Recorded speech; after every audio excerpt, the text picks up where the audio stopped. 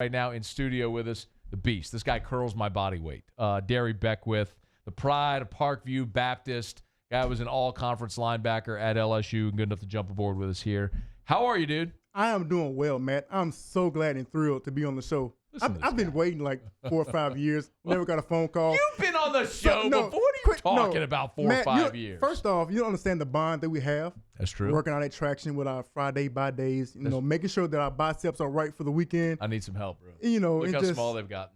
You went AWOL on me. Well, I had a kid, and my kid was really sick, and had to move to Houston, and those morning Friday by day workouts at the old traction kind of went by the way. But it looks like you're still working out, which is good to see. I'm trying. No, I know you are, man. Dude, so it's great to see you. Thanks for coming in. So what's your reaction? Initially, you heard, all right, LSU hired Bo Pelini again. You think? I love it. Coach Orgeron wants to go to a 4-3 defense, and he wants his defensive lineman attacking. In the past, if you see Coach O in the past, his D linemen, especially his 3 technique and his shade, the 2 D tackles, like to get upfield. In a 3-4 defense, you can't do that.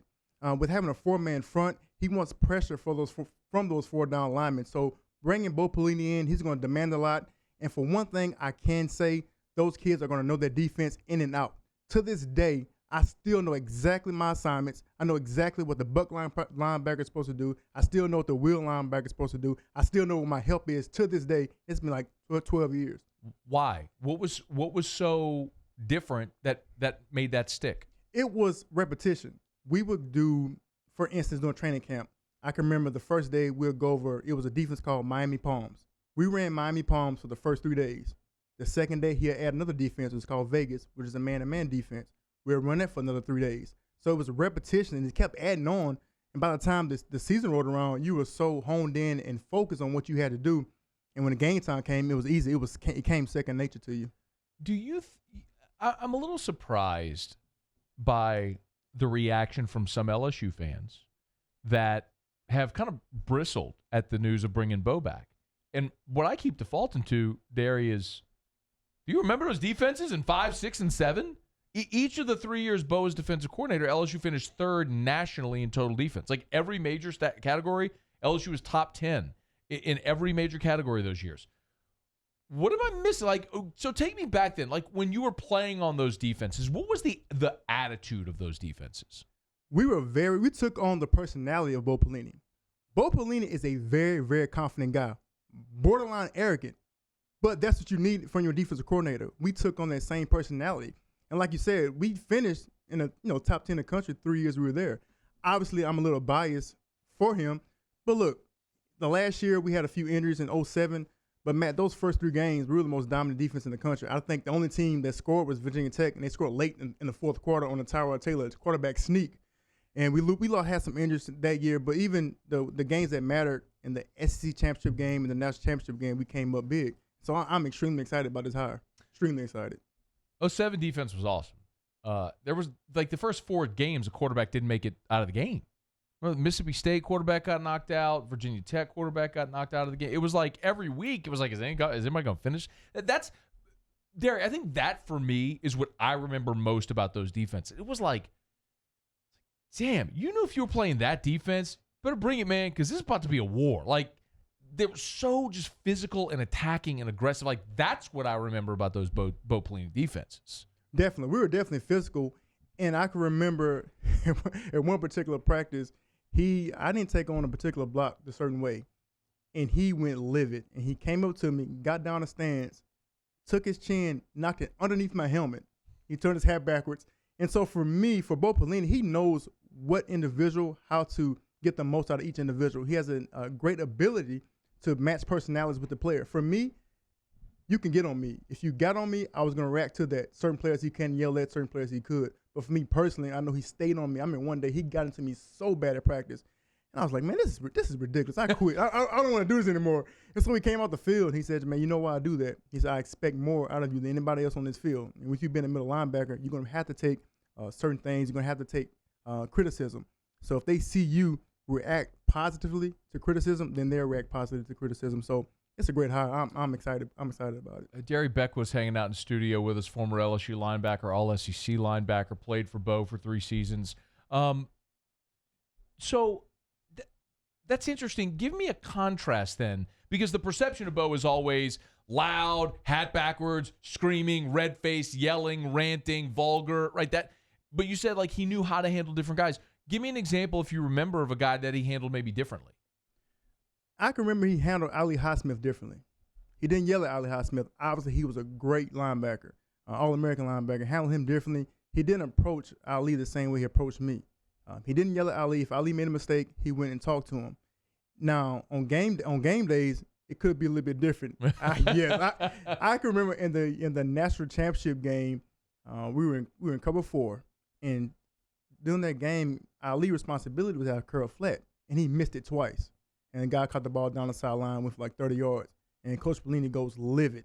So he yanks him out in the middle of the game. Mm-hmm. Here comes Kelvin Shepard, the redshirt freshman. I'm freaking out. I said, Kelvin, what are you doing in the game? He's like, in his Kelvin, you got to know Kelvin. He's like, Beck, I don't know what to run. I said, I don't know. I said, get out. You need to get out. Where's Ali? He's like, no, coach, just put me in.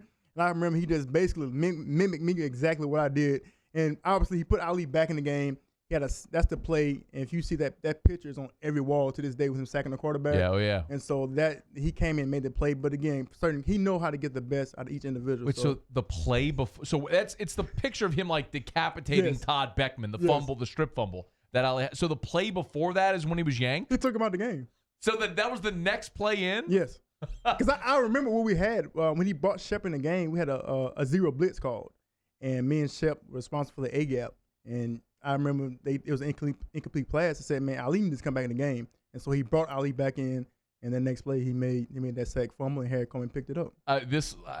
Look, Paul, can you pull this up? Here's the picture that, everybody's seen forever now of Ali Highsmith just crushing Todd Beckman. It's right there. It's just, that's an amazing story, though. But that's, I guess, Bo, knowing how to handle different personalities. You can tell I'm excited, man. Even whenever this first started percolating, Darry, and we've shared this a little bit with our audience, but when it looked like Dave Aranda was going to Baylor, to UNLV early December, right after the SEC championship game, Ed Ogeron started vetting candidates, and Bo was the first name. That was his first choice, and he started reaching out to see if there was going to be interest. And then obviously Aranda stayed, didn't take the UNLV job, and then when Baylor came out, it was obvious this was going to be one of the first names that popped up again if the interest was there, and clearly the interest was mutual. I saw Brooks Cabina tweeted a bit ago that Bo's first salary at Youngstown State was around $200,000. He's going to make about $2 million as LSU's defensive coordinator. So someone said, why would he come back? Well, money doesn't motivate everything, but hell, that's a big part of it at some point, right? I'm sure he got a bunch of money in Nebraska in his buyout and all, but bottom line is, this makes a ton of sense. You got time for another segment? Yes, sir. All right, hang on. Sorry, so Darry Beckwith was going to hang out with us for another segment. The pride of Parkview Baptist. Couldn't be Catholic either. Like I said, we never played, did we? Y'all didn't want to play us. Probably. Not back then. Then maybe 2003, 4, 5, you guys didn't want to play us. Yeah. So I was gone by then. We'd have dominated you when I played. Not really. But when I played, we probably would have. There, we were all right, man. Some of those teams were disgusting. But anyway, Darry Beck was going to hang out with us for another segment. We'll talk. What I want to talk about next with Darry is how LSU, if they do transition 4-3, which is what Bo wants to run, it's obviously what Ed wants to run as well. How does the personnel on this team transition immediately to that defense with Bo coming in? We'll do that next with Darry. If you got a question, jump aboard with us here. You can tweet me at Matt Moscona at 1045 ESPN. Or jump at the Bayou Ford Huddle on the 104.5 Baton Rouge app. Stick around. It's AFR. AFR. Okay, so Bo Pelini. We talked about Bo, your defensive coordinator. You said you're biased, but you love it. I love it too. I think, and hopefully this conversations like these are going to remind people just how dominant those defenses were and why Bo's so good. But let's talk about transitioning. So you mentioned Ed Ogeron wants to run a 4-3. He's always done that. Mike Detilliers mentioned that here before. Ed wanted to get back to a 4-3. Bo's going to run a 4-3. My question is personnel, especially in the immediate short term. When you've recruited for 5-6 recruiting classes now to run a 3-4, how does this team transition now to a 4-3? I think the last couple of years, Coach O always wanted to run a 4-3, and so the personnel he has been getting has been trending that way. I'm looking at a guy by the name of Marcel Brooks, who obviously came in this year on 3rd and longs and got pressure on the quarterback. He is going to fit perfectly in the scheme at the weak side linebacker in the 4-3 defense under Bo Pelini. Even a guy that's $195. I mean, I need to look up what Marcel weighs, but he's tiny. He's tiny. But Ali Highsmith, I know we listen him at they listen him at 225. Ali was really 215-ish, 220. But a guy like Marcel with the quick twitch muscles, the ability to play off the ball is going to be extremely exciting. I'm looking at another guy, Damone Clark, who this year they moved a little bit to outside linebacker. He can go play that buck linebacker spot over the tight end, kind of in a Clay Matthews role when he's at USC. Not only can he go out the tight end, but you can use pressures by sending him off the edge. Now, the middle linebacker, I think, is the biggest question. Obviously, you lose Jacob Phillips, you lose Patrick Queen, but I'm looking at a guy like Micah Baskerville, who's coming along. He got some playing time this year. I think the other guys is coming along with Deontay. I think it's Deontay Starks is his name. The linebacker Deontay Starks, yeah, from John Ehret. So those guys, the middle linebacker is the biggest question.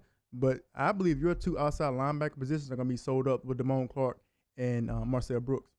It's so interesting to hear you say Brooks. So they got him listed at 6'2", 194. You don't see many linebackers in the SEC at 194, Beast. So, I mean, right. Like, does he need to put on more size? Yes, he's got to eat a bunch of caniacs. Canes is right, around the corner, so he'll be all right. Hey, man, they got the new nutrition center. You don't need they'll put the weight on him for sure. Exactly. So let's talk about the defensive line, though. What about guys like Tyler Shelvin and Apuaika, who were recruited as true, like, zero-tech nose guards? What do you do with those guys? I'm glad you mentioned that because I thought about them. They obviously is going to have to lose a little bit of weight because for Ed Orgeron, he wants to get pressure up the middle with those D tackles. I'm not going to compare these guys to him. Glenn Dorsey. I was about to say. I'm not. Obviously, that's the standard by which anyone is measured. That's a sin. I'm not going to do that. So, but Glenn had the ability to not only protect us from linemen to get to the next level, but the ability to split double teams. And so those guys have to lose weight. They have to have good hip movements to split double teams and get pressure on the quarterback. So I believe they can. Tyler Shelvin showed the ability to lose weight. I think when he did lose first couple of years. So lose some weight in both of them, and I think Coach O will coach them up. So I'm not too worried about the interior line. I think they'll be okay. Now, what about at 4-3 end? Because I don't see Tyson Jackson. I don't see 6'4", 295 coming off the edge. Like who is that on this team? Is that guy on this team? Right. The game is changing. When I played, we had to have guys like that. We did a lot of 21 personnel. I did a lot of powers and tosses. So you need a strong, sturdy body to set the edge with Tyson Jackson. Now I think with the spread offenses, you're going to have a guy who's a little bit more light in the butt, who's able to get pressure on the quarterback, who's able to run sideline to sideline, especially with these spread offenses. They're not going to need a guy at 6'5", 290. Now, I don't know who that guy is right now at defensive end. Obviously, you lost. I think we have Glenn Logan coming back. Logan's back. Yeah. He's a guy that I think can play that position. But you don't need the big guys like we have with Tyson Jackson. I remember who else we got. Kirsten Pittman was a guy that's more suited for this defense. It wasn't as big, very athletic. So if they get some guys to fill that role, who's able to run and attack these spread offenses, they'll fit perfectly within this scheme. Darry Beckwith, former LSU linebacker, he's in studio with us. He's on Twitter at Darry Beckwith. Give him a follow. Talking about LSU defense now with Bo Pelini coming back to Baton Rouge. It's officially announced today. Bo will be the defensive coordinator again at LSU. What do you think is when they start spring ball for Bo, what's going to be his most immediate pressing objective in spring? Be a student of the game. He's going to demand those kids to be a student of the game. I can remember literally every Thursday, this was during the season, every Thursday he would come in the meet room and have two sheets of paper with about 10 new blitzes. Now, you only had like 45 minutes of meeting time. 10 new blitzes, and you had to know those blitzes in the concept by the time you went to walk through in the indoor facility. Like, you had to know it. So you better learn within 40 minutes. Then you go out there, he does the walkthrough, he'll call it, strong storm roll 3. You better know it. Now, that's 10 new blitzes, okay? So for me, me and Ali, we all super excited. We got all these creative new blitzes. But he had this great ability when game day started. I can remember waiting on Saturdays, first quarter went by, We ain't ran that new blitz yet. Second quarter went by. Where's the new blitz packages? Third quarter. And so we got to the point, like, Bo, why are you not calling these defenses? We say, I want to see how much information that you can gather, how much information you can take, because the game plan does dictate what you're going to run. And he will laugh. He will think it's funny. Every Thursday he will come in with a big smirk on his face thinking it's funny. But I'm telling you, Matt, that expanded our minds. That expanded so much how much we can take information. We were sponges. And I was telling you earlier, like, I know to this day, if they come out in 11 personnel with one back and one tight end, and they go 3-by-1, they're automatically going to check the palms. This is 15 years later. I still know this. So those guys are going to be student of the game, which is going to translate for them to the NFL because they're going to use that same terminology when they get to the next level. So, all right, let me play devil's advocate. Okay. So you played for Bo however many years ago, more than a decade ago, and you know that. Won't opposing offenses know then what he's going to do? No. From a defensive standpoint, I think it's easier to attack an offense than it is for offense to attack a defense. Just because it's, I'm biased, and being a defensive guy, I really don't like offensive players. And so from my standpoint, I'm gonna say it's only so much you can do on offense. Like all that, like offense can do only so much. All that gimmick stuff, motion this guy and motion that guy over. But at the end of the day, when the ball is snapped, they have to line up in the personnel that they came out with. They can put, just like Gus Malzahn. The reason I think they're having a hard time getting over that hump is it's too gimmicky. Now, you can motion everybody that you want to. You can do everything that you want to do, but at the end of the day, you still got to come out with the same personnel that you had. So I don't think, and Coach Pelini does a great job. He's a great in-game adjuster as well. I can remember in the past, he would, he literally one game against South Carolina drew a blitz up in the dirt, and it worked. I actually got a sack on that play. And I'm not just saying this for radio or TV. He drew the blitz up in the dirt, and I got a sack. In the game in 07 in the rain? Yeah, in the rain. I got me and Marlon Favorite. I flexed on him a little bit. Hey, how about that? What about? All right, so a couple more that keep popping into mind. Great stuff, man. I appreciate the perspective as always. You got to wait more than less than 4 years before we talk again, right? Probably so, man. Right. The change though in style offensively. What about people that say, yeah, Bo's defense worked at LSU, but that was 13 years ago. Offensive football has changed so much. Can it still work now? Yes, it can work. Football, I think people sometimes overanalyze football and overanalyze what it really is. It's just like riding a bike. Things do change, but it's still football. Even though that it's a spread offense. And so from my perspective, when I was playing, say you had 21 personnel. You had 2 running backs and 1 tight end. They're still doing 21 personnel. It's just the quarterback is not under center. Instead of the tight end being on line of scrimmage, he just now in the backfield. Or he's just split out, but you still count him as a tight end. So the formation and the way that it looks is different, but the personnel is the same. So you always count the personnel. Well, the first thing you're going to identify, how many running backs, how many tight ends do you have? And that's the first thing you identify. I mean, the tight end can be in the concession stand, eat some nachos. You're still, if it's 1 tight end, 1 running back, you're still 11 personnel. So that doesn't change. It's just the formations where they try to manipulate your eyes on what to do. But if you stay true to yourself and know exactly what personnel is in the game, you're going to be fine. So he's going to adjust fine to it. Do you think Ed Ogeron and Bo Pelini can coexist? 2 big personalities like that. I do. I want it to work, and I want it to coexist. Huge personalities. Obviously, Coach O is coming off an historic season. Coach Pelini has a lot of experience coaching in the NFL. He's had success as a defense coordinator, has a national championship. But I do believe it can work. And look, I mean, Coach Pelini is getting paid $2 million a year to come back to Baton Rouge. No pressure, really, the pressure's not on him. So I think it's gonna work perfectly. I want it to work perfectly because I am really selling Bo Pelini right now. So I hope he's hearing this. Maybe you'll be a staffer on his defense. Right.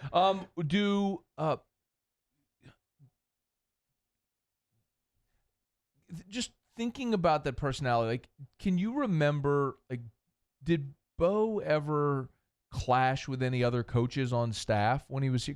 And the reason I'm asking you, I'm not digging dirt. I'm like, there's the perception of Bo Pelini is loud, brash, cursing, yelling, abrasive. Like, can people get along with it? Like, that's the perception some people have, which is why some people are scared. But like, I keep defaulting to defenses have always been really good, man.